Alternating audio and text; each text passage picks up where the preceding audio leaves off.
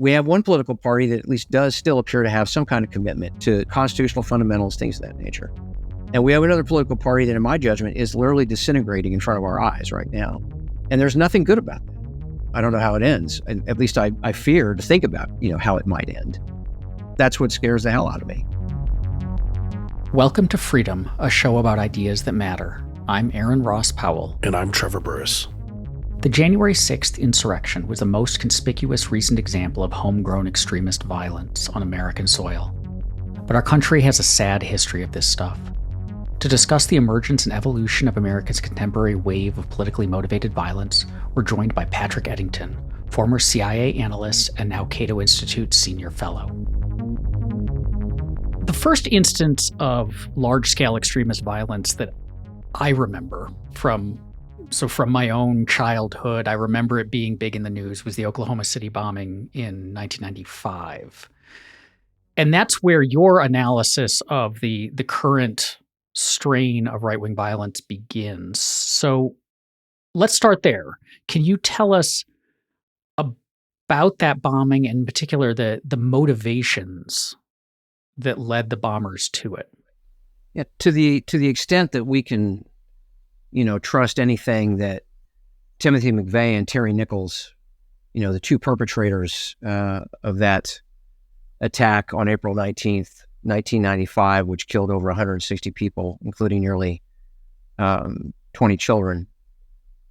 To the extent that we can trust anything that they necessarily said about their motivations, it's really clear that McVeigh, and I should say, and just remind folks that McVeigh and Nichols were both former U.S. Army soldiers.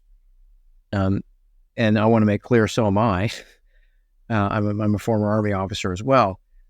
And I give that little bit of a preface there because there's some research out there, some folks that are basically promoting research. And I'm thinking specifically over at the University of Maryland, essentially claiming that one of the key factors for what happened on January 6th, and one of the key factors in a lot of right-wing violence, is prior military service. I'm really not sure that one can necessarily draw that conclusion, but I do think it's fair to say that in many cases, individuals with that kind of background have definitely been, to put it bluntly, overrepresented. And in the case of McVeigh and Nichols, like so many people of essentially a right-wing, or if you want to call it anti-government kind of mentality in that period, they were absolutely influenced by this book called The Turner Diaries, written under the pseudonym of Andrew MacDonald, but the actual author is a guy by the name of William Pierce III, an absolutely radical, anti-Semite, racist, use whatever adjective you want. This guy formed the so-called National Alliance, which was essentially looking to create a whites-only state, and they were all motivated essentially by this Turner's diary, the Turner Diaries, which essentially is a novel about an overweening government that allegedly is engaged in a whole series of acts that are viewed by the protagonist as being complete assaults on their constitutional rights, et cetera, et cetera. And so essentially these folks begin to organize in cells, seeking essentially to bring down the quote, the system, end quote, is how they refer to it. And, when McVeigh and Nichols engaged in the acts that they did, there were two critical events that had happened earlier in the 1990s. The first was the FBI's assault on Randy Weaver and his family in Idaho. And I use that word advisedly because, Randy Weaver he's not a guy I would have hung out and had beers with. I think he kind of, fit the mold of being a white supremacist. But they were basically going after him on what I believe to be a completely trumped up gun charge. And this turns into like a major siege. His wife is assassinated by an FBI agent. Weaver ultimately surrenders. And this is one of the initial rallying cries essentially for this, militia / right-wing anti-government movement. And then the next event, of course, happens in 1993 with the siege and ultimately the destruction of the compound, the Branch Davidian compound in Waco, Texas. So these two events really, for guys like Nichols and McVeigh, really seem to bear out in real time the message of the Turner Diaries. And so I think they begin to see it as almost a form of prophecy. And so they conspire, of course, to put together this giant truck bomb. We would call it a vehicle-borne improvised explosive device, or VBED, in our current terms, but that's what it was. It was a trunk bomb using fertilizer and related materials. And, McVeigh, obviously believed that committing this act was, number one, an act of revenge for what was done to Weaver and what was done to the Branch Davidians. But I think, like many who were influenced by this Turner Diary so-called leaderless resistance model, was hoping that it would lead to similar acts and even kind of a general uprising. Now, none of that happened, of course. The country reacted, I think, overall in exactly the opposite way. But that leaderless resistance model, was still essentially kind of the thing in large measure, up until we get into I'd say the mid-2000s, when you begin to see groups like the Oath Keepers and others emerge. And these are much more kind of traditional militia models, if you will, heavily populated, in the case of the Oath Keepers, almost exclusively populated with prior and even in some cases current military personnel, as well as current and or former law enforcement or folks involved in disaster response, first responder type activities, and so on. So that, I think, is kind of the arc, that we were looking at until this guy named Donald Trump came along. And what makes everything that's happened, and what I found radicalizing about the entire experience, was watching a sitting president seeking re-election basically tell a group of right-wing white supremacists, in this case the Proud Boys, during a presidential debate to, quote, stand back and stand by.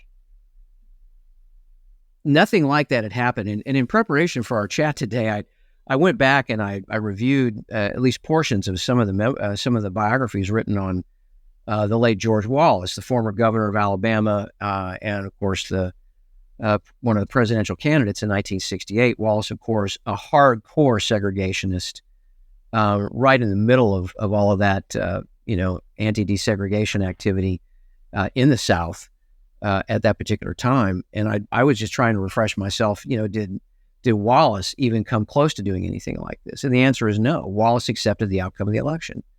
He didn't change his views for the most part, and he wound up running successfully for governor again after that 1968 election.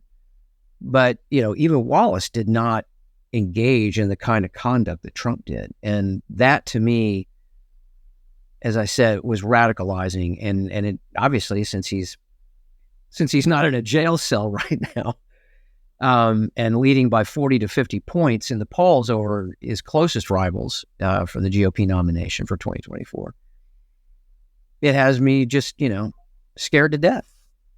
Is there something different about right-wing extremist violence? Because if we were having this conversation, I think in 1980, we'd be talking about left-wing extremist violence, such as the Weather Underground, Black Panthers, and a stunning amount. People don't often remember this. The amount of bombings that happened in the 70s was quite stunning, and I think a huge amount of it came from what we would call left-wing groups.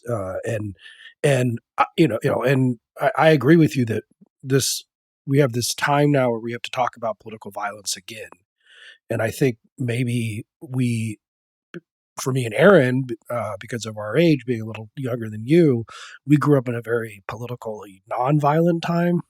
But there has been a lot at different times, and it's not just been the right wing. So is there a difference in the kind of way it manifests between the right wing and the left wing? It's interesting that you bring that up, because the first major domestic terrorist attack on American soil, and I'm talking about a mass casualty situation here, was not perpetrated by what we would all consider to be a right-wing or militia-type group.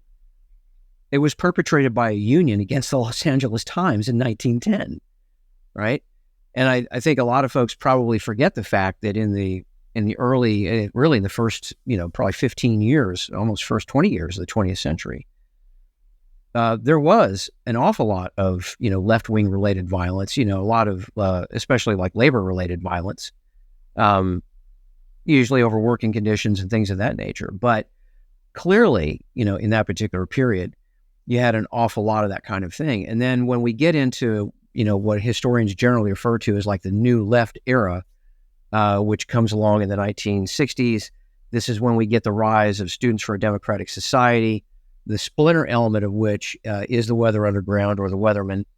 And that splinter group in the late 1960s and early 1970s does indeed engage in a lot of these kinds of bombings. And interestingly, the FBI, they were just at sea. I mean, they turned over every rock they could think of, and they were never really successful in doing much about the Weather Underground. They finally managed to capture some folks because some of them were given up.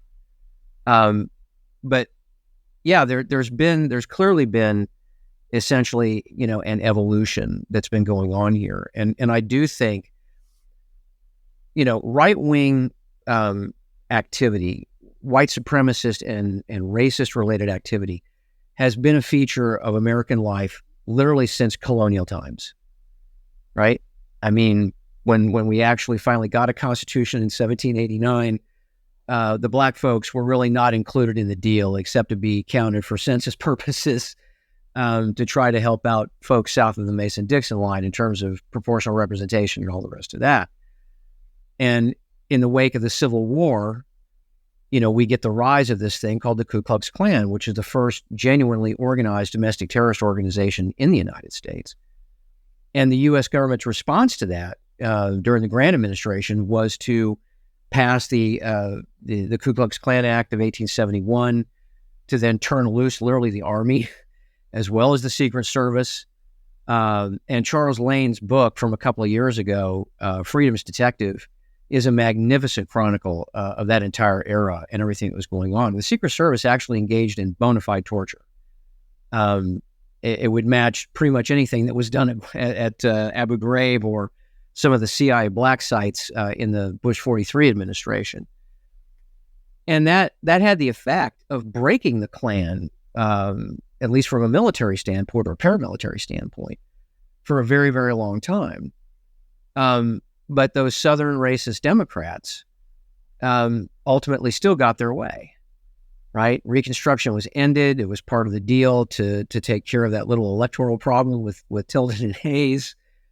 And you wind up basically having a tremendous amount of regression in the South, and the Klan does rise again to the point, and you can find these photographs if you just go to the Library of Congress website and search for them. There are photographs of hundreds, if not thousands, of robed Klansmen marching down Pennsylvania Avenue between 1920 and 1924. They also took over entire state governments like Oregon and actually my home state of Colorado, where Aaron is. My dad had a very old law partner at his first firm who had spent time in federal prison for illicitly recording the governor of Colorado talking to the Klan with a recording device in the governor's office. And I think he was pardoned by FDR, but this guy and then he went to law school and became a lawyer. But yeah, they took over. It was a really big deal, and people need to know that. And in our time right now, we have certainly seen in the post-January 6th era, we have seen efforts by the Proud Boys especially, who, unlike the Oath Keepers have essentially, I think, been largely eradicated effectively now as a functional, militia. The Proud Boys have not. I mean, they have decentralized their operation, and they've spent a lot of time not just, going and trying to disrupt drag queen storytime events. That's obviously a big hobby horse for them. But they've also been trying to infiltrate school boards. They've also been trying to infiltrate state and local governments. And I think it's critical that folks be alive, to the peril of that, because if you go back and you look at the early civil rights stuff, and I've just spent the better part of 7 weeks out of the National Archives at College Park going through an awful lot of material from the Kennedy era. And what you see in there are the records about the efforts of the so-called white citizens councils. I would call them essentially like early versions of the Proud Boys. Colluding with local voter registrars to purge the names of black residents from voter rolls. And these were some of the early civil rights cases, that the FBI was directed by then Attorney General Robert F. Kennedy to go and investigate.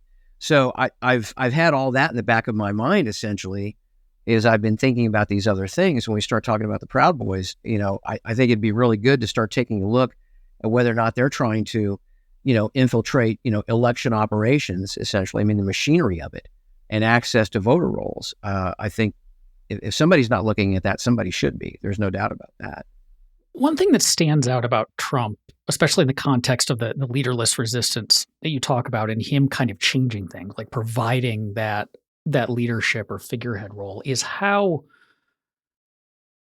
ultimately unideological he is. So we look at the prior wave of violence that we lived through was Islamic fundamentalist violence, and September 11th, and Al-Qaeda and Osama bin Laden were deeply, deeply ideological. Their motivations were an articulated theory of the world and morality and society, et cetera, and the harms that America was doing, and so on. The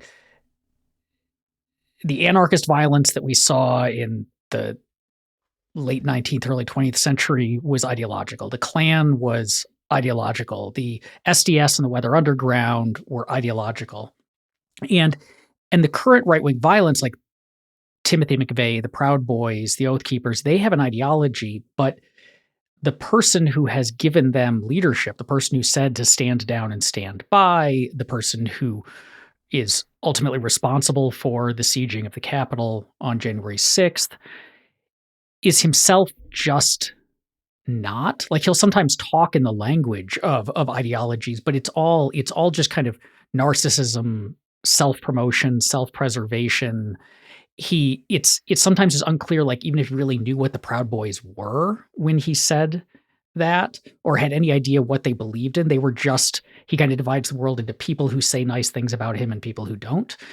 And so that just seems odd and not quite analogous with kind of the history of the other sorts of violence we've seen. It is, and the phenomenon that you're describing with respect to Trump applies to his relationship with evangelicals, right? This is a man who, in his personal behavior, models not the life and the ministry of Jesus Christ, but the Antichrist, right? I mean, this is really, but the fact that evangelicals have rallied around him, stems from the fact that I think a lot of them have essentially bifurcated this kind of stuff in their mind. It's like, well, we don't necessarily expect him to be perfect, but, he gave us Dobbs.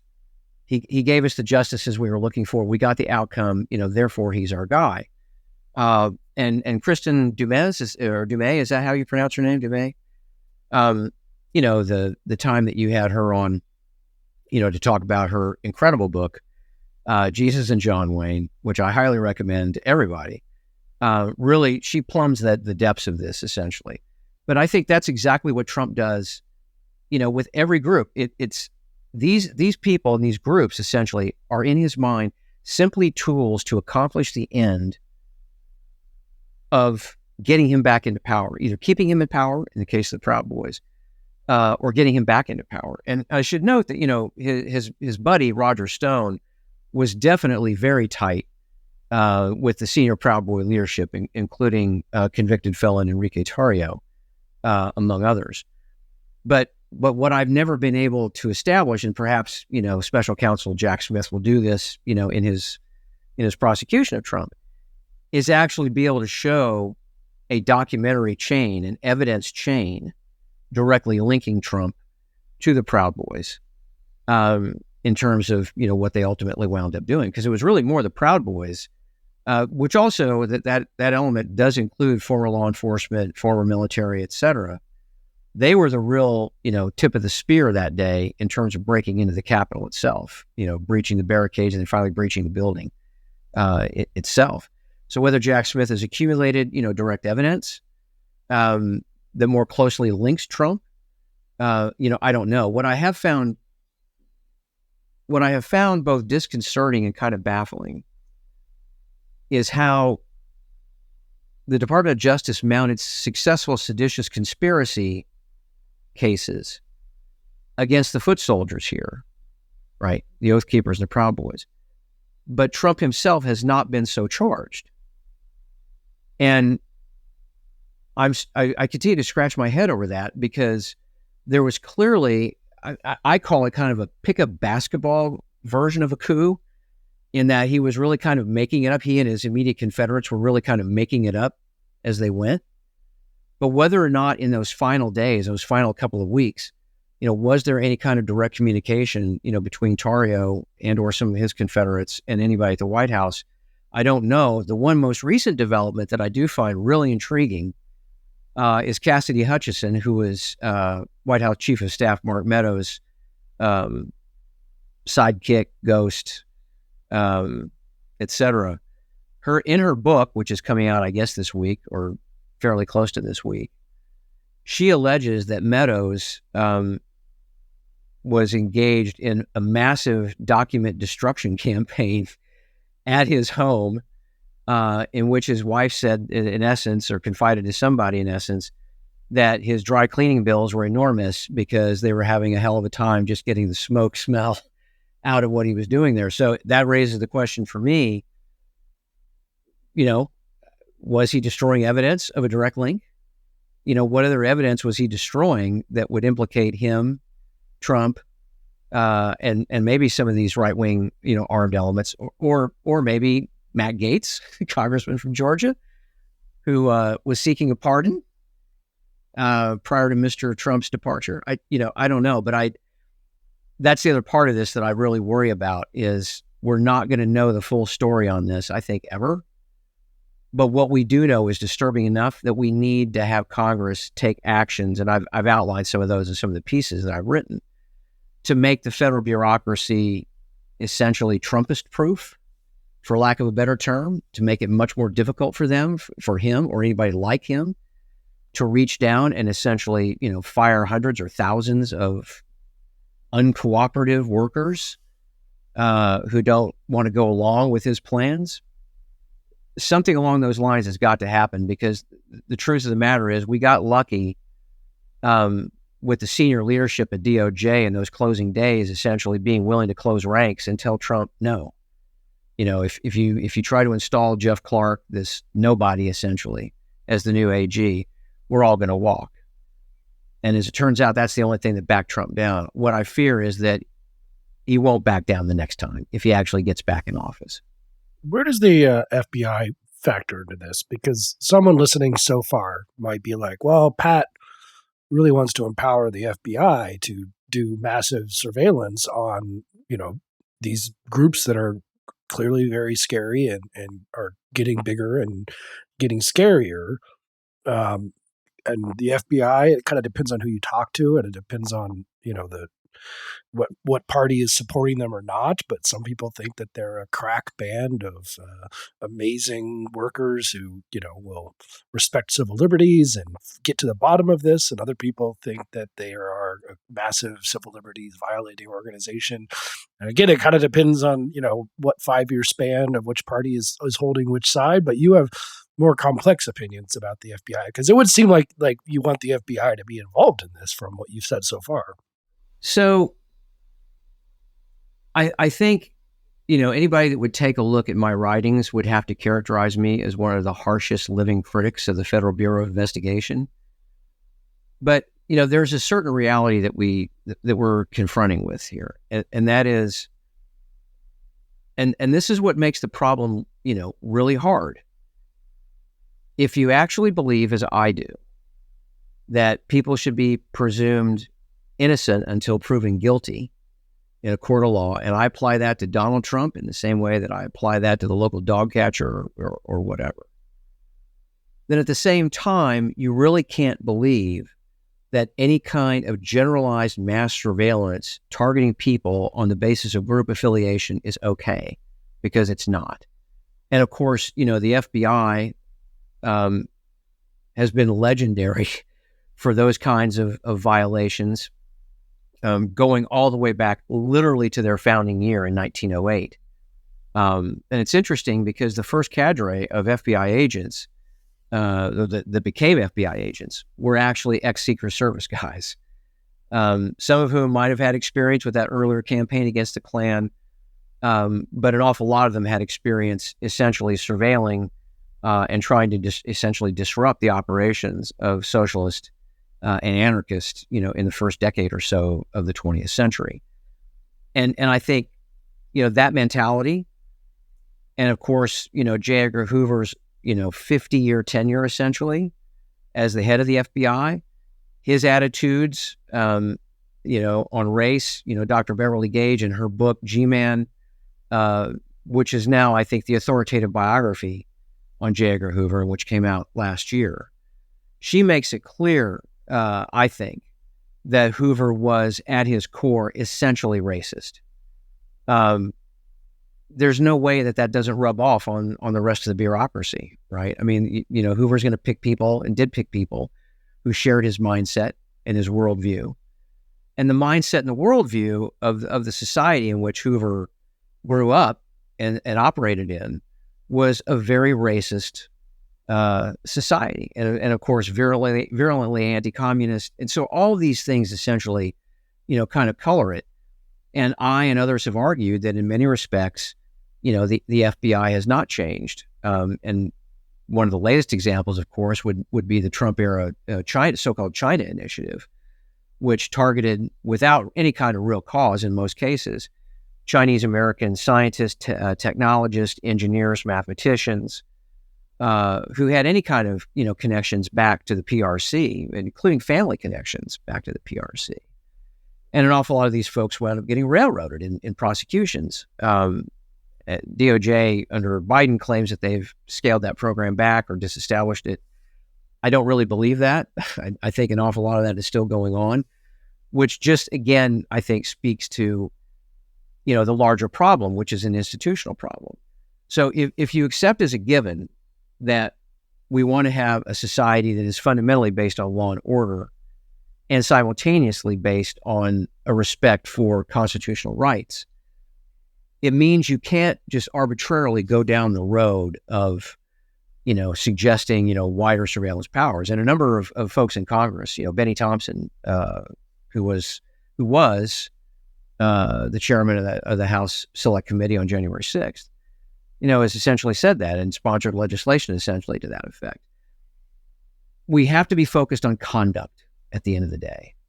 That's what we have to be focused on. And if credible evidence emerges from credible sources that someone is planning to commit a violation of federal law, i.e. engage in seditious conspiracy, then of course the FBI should act on that.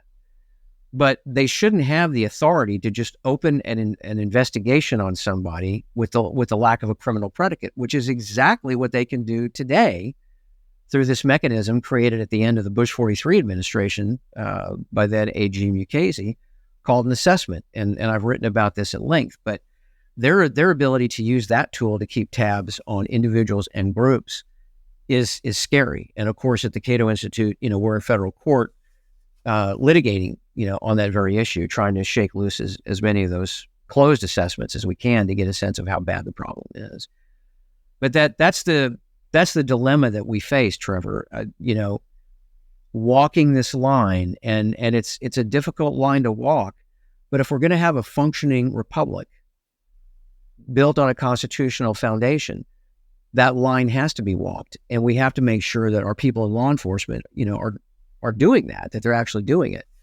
And I think there's, good reason to be concerned that the FBI is not. And the FBI itself, in some studies that have been released, they've admitted that there is a big problem with white supremacists in law enforcement, right? They've even been advising, their field offices to be careful about, what kind of information they share with certain people in certain, police departments, because they're afraid that it will get back to the potential targets in these cases. So it's a difficult and tricky line to walk, but we have to, and that's why we need to make the FBI better. We need to have essentially a cleansing of those who carry bigoted attitudes, ideas, all the rest of that. And I've written a piece that kind of gives some, I think, common sense ways of going about that. You look at somebody's conduct who do they arrest? How often do they arrest them? What's the demographic profile? What's the racial profile? What's the religious profile? There are ways that you can get at this using data to tell you who's a problem child. But it's also got to start with the FBI school at Quantico, their academy at Quantico. Through a FOIA request, we determined that they're not in any way, shape, or form teaching their agents about the infamous COINTELPRO, the counterintelligence program that, we've kind of, walked around during most of this podcast so far. But that, of course, is the one that not only targeted the Communist Party of the United States, but targeted Martin Luther King, the Southern Christian Leadership Conference, Students for a Democratic Society. The list literally goes on and on and on. That's not taught at Quantico. Even some of the more recent egregious violations, such as the targeting of Oregon Muslim American lawyer Brandon Mayfield as being, one of the Madrid train bombing conspirators. Totally blown case by the FBI. The Spanish police were frantic trying to get the FBI to understand that, their fingerprint analysis at the FBI's was BS. It was wrong. They were just wrong. And it wasn't until, the FBI went public and claimed that Mayfield, was, one of the bombers or one of the participants, that the Spanish police then went public and said, no, it's not a match. And that's the only way that really the FBI ultimately backed down. But after, at that point, the damage had been done. Mayfield's name was in media globally. And we had his daughter at an event a few years ago on a panel, talking about this. And she made it clear that their lives have never really been the same. And that's not surprising. And that's why we have to be careful. Our government officials and our law enforcement especially need to be required to be careful. And right now, unfortunately, when they engage in these kinds of violations through this insane court-created doctrine of qualified immunity, they get to walk. So if we're going to have accountability, it's got to start first with training, but then we need changes in law to ensure accountability for these kinds of violations. So everything you just said, all of the solutions, the reforms that are needed depend upon a public will to do so, because ultimately they depend upon the electorate through its representatives holding organizations to account or forcing change upon organizations that would like to maintain their way of doing things and so on. And that requires navigating the contemporary political culture. And so as you were talking about all this, and I've been thinking about this a lot lately, the contemporary political culture seems perfectly constructed to not accomplish the things that you just set out. And what I mean by that is, so we as hardcore civil libertarians and people who recognize the dangers of the ideological movements that have been emerging and gaining power and engaging in violence on the right in the last decade are in this odd man out spot in the contemporary political scene, in the sense that we, on the one hand, are like, these are serious problems. There are real threats to democracy. There's, we've seen violence. We're likely to see more violence. People need to take these ideologies seriously, etc. But on the other hand, we are aware of all of the history we've talked about, of how the mechanisms that that could be used to fight back against these movements are often, in some cases, empowering similar sorts of movements, or are targeting marginalized, oppressed groups, and so on. And so we're really aware of how dangerous a government can be, particularly when it's acting in the sense of, we have to stop immediate threats. That's when the real harms can happen. But we're in this situation where the sides, one of the weirdest parts of the early Trump years was you suddenly had Democrats embracing the FBI as the embodiment of American values and upstandingness. And you still get a fair amount of that because they're the guys going after Trump, right? And so for someone like us, if we say, hey guys, it turns out that these organizations are actually themselves quite dangerous, there's profound skepticism, and not just skepticism, but often, oh, you're running cover for the bad guys, or you're secretly supporting the bad guys. Or if you say the FBI is overreacting in this area, or that thing that you just labeled as fascism might not actually be fascism, you get piled on because you're not taking, it's almost like shrillness and inability to recognize nuance is a sign of how seriously you take the issue. And that makes it very hard to have these kinds of conversations. And then on the right, you have a similar, like the more that happens, the more it seems like there's this monolithic against us-ness, which I absolutely do not want to excuse any of the far right stuff and the legitimately fascist and proto-fascist movements that exist, and the racism and the homophobia and so on and so forth. But we have all seen people who at one time didn't buy into those beliefs, ought to know better, start getting drawn into the conspiracy stuff. People who, there's people who I at one time respected who became very convinced that there were shenanigans going on with the election, and maybe you shouldn't have stormed the Capitol, but we probably should have done something because, guys, the election might have been stolen.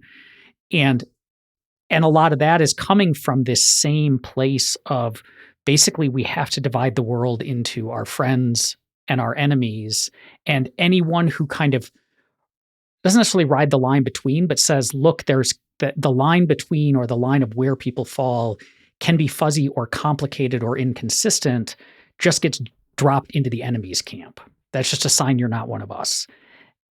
And I guess that's what I've been thinking about, just as I said, a lot lately, is how do we, given how extraordinarily dangerous the current situation is, and even if it's a low risk that these guys could take overboard the mechanism of power, if they do, it's catastrophic. We need to have meaningful ways to push back on this, but we need to have meaningful ways to push back that aren't just over empowering the very organizations that are then going to oppress us in the future. And I don't have a good answer on that. So I'm mostly just kind of throwing this out to the two of you of like, how the hell do we manage this problem? So the thing that I've kind of come to believe is that the age that we live in and this technology that has been created over the course of the last, 20 years or so, the instantaneous nature of communication, the ability essentially to put out something completely insane that then goes global, right? I don't think there's any way to kind of escape that, right? I mean, it's going to happen. So you simply have to accept that in some respects, you're always going to be playing catch up. The other thing that unfortunately I think we have to accept right now is that for people that are like hardcore partisans, they're just not going to be talked out of their position through rationality, through reason, especially when they're, deciding that they're only going to get their information from, one particular source, right? So I'm a big fan of Sarah Longwell over at the Bulwark and what she does with her focus group podcast, and all the focus group work that she does, essentially kind of looking at not just Trump voters, but independents and Democrats and all the rest of that. Anyway, her first episode of the season dropped, just in the last week or so. And she was looking at, a lot of these hardcore Trump voters. And at the beginning of this cycle, at the beginning of 2023, this is after essentially the Mar-a-Lago raid, but, before a lot of other stuff had happened. And when DeSantis seemed to be, the governor of Florida, seemed to be like the new thing on the Republican side. In these focus groups, what Sarah was finding was that they were among Trump voters, people that were like 2016 to 2020 Trump voters. They were in essence, at that point, split. Some of them were going to stay with Trump no matter what, but the other half were like, I appreciate what he's done, but we need to move on. And that's why they were looking at DeSantis. And then after this series of federal indictments and the Georgia election interference indictments come down, what she saw over the summer was a rally around Trump effect. And so that's why now a lot of the national polling is showing him being exactly where he was close to the beginning of the year, which is literally 40 to 50 points out in front of almost everybody. And DeSantis has not helped himself at all with a lot of what he's done on the campaign trail. So, and on the other side, even though a lot of Democrats are really wishing they could get somebody other than Joe Biden or Kamala Harris, they see Trump essentially as an existential threat. And so you've got people that are essentially in very, I think, hardened positions when it comes to national politics. So I think in a lot of respects, the beginning of the way out of this is what we're seeing at the local level and the state level around the country, where some elements of, let's say, police reform, for example, have actually been successful. They've been taking off.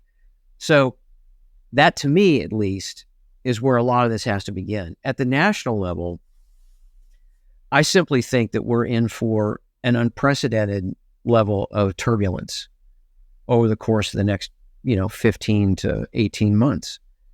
And as far as, doing what's possible to kind of insulate the institutions, what Senator Tuberville has been doing with these, with this, endless hold on senior officer nominations, there are some people that are speculating that, this is actually designed to help Trump. Whether that's true or not, I don't know.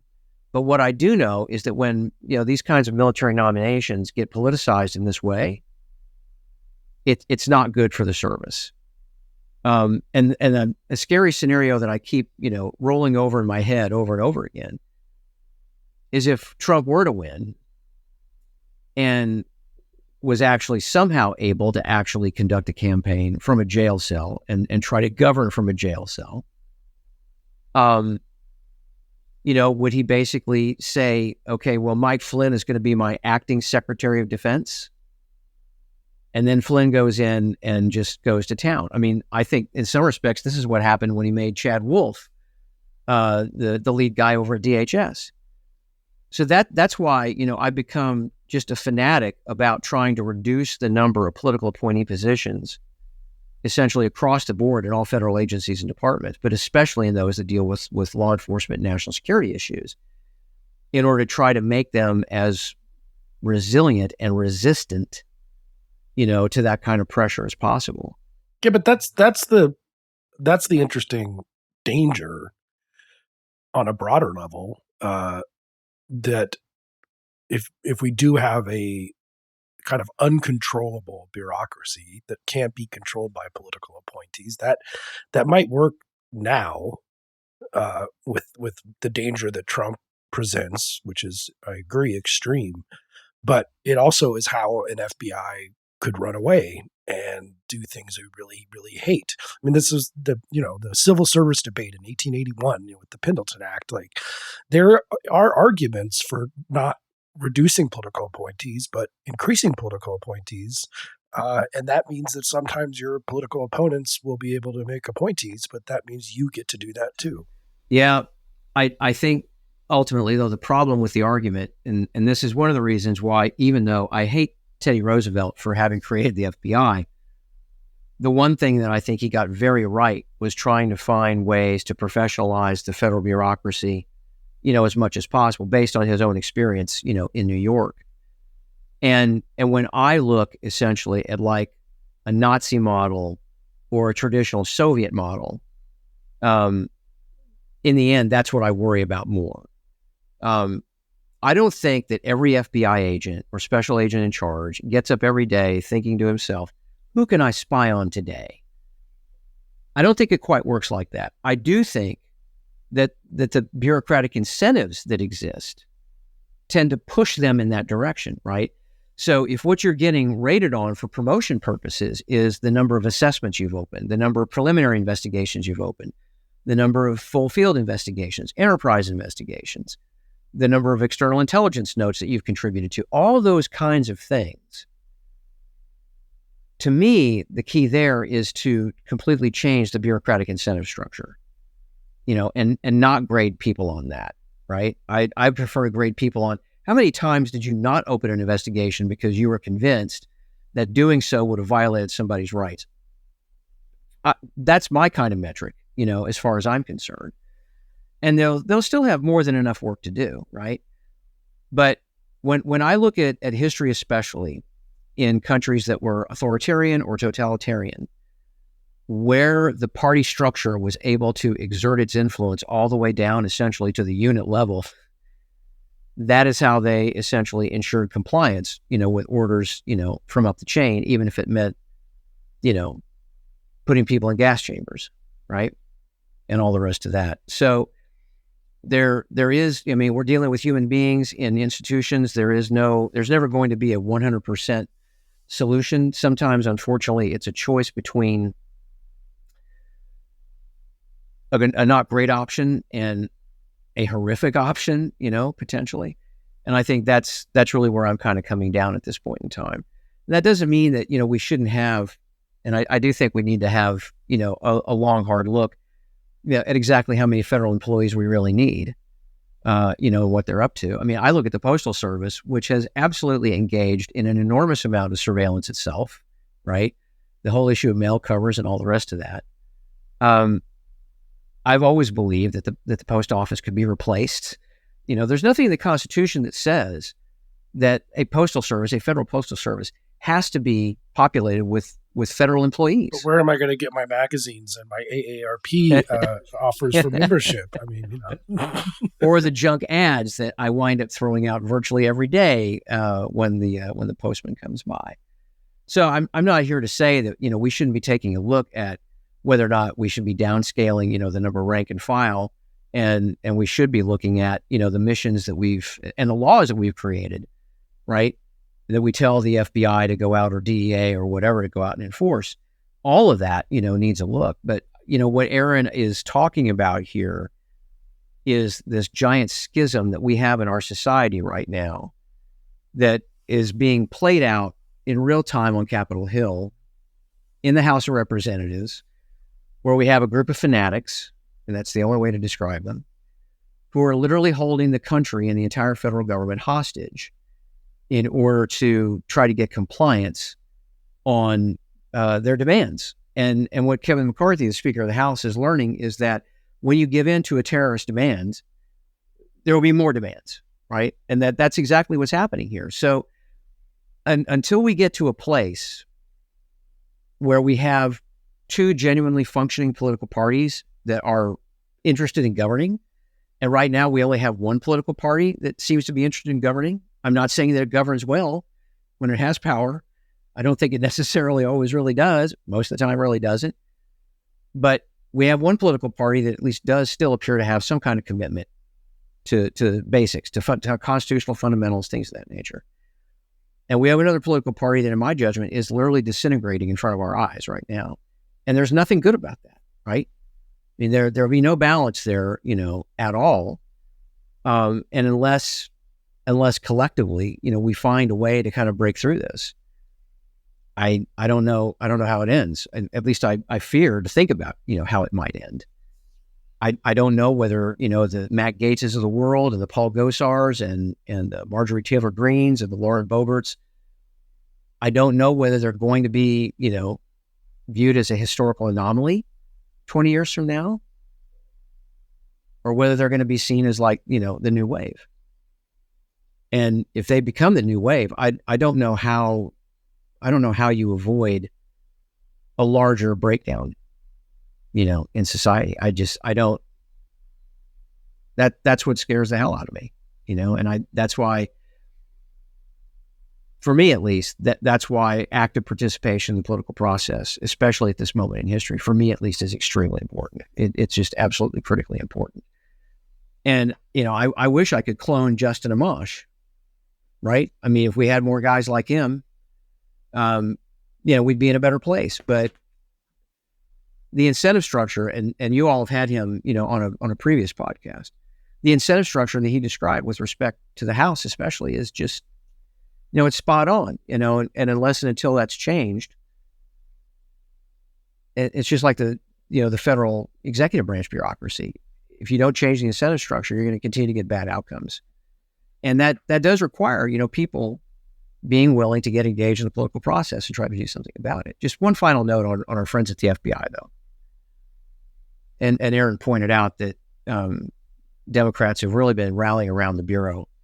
It's funny because they sure as hell didn't view James Comey that way. They thought he was the living embodiment of the Antichrist when he was trying to see to it that there was actually a credible investigation of what Hillary Clinton, had been doing, with respect to her personal email account, which is supposed to be a giant no-no, right?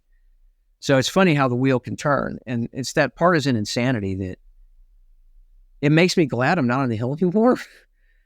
But it also, it speaks to just exactly how much things have changed just in my lifetime. I mean, trying to get somebody like, Bob Michael, the former minority leader from Illinois, try to get somebody like him elected today, forget it. I mean, there's just Howard Baker. I mean, Howard Baker's, conservative credentials, frankly, were pretty damn good.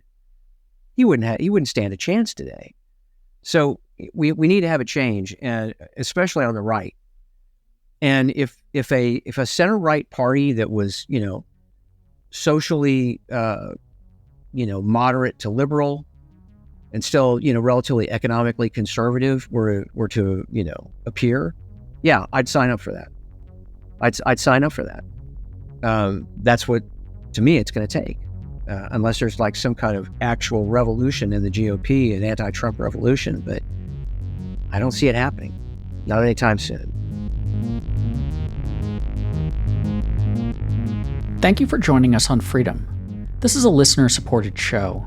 If you'd like to get access to episode transcripts, bonus content, extended conversations, and our Discord community, go to www.freedom.audio.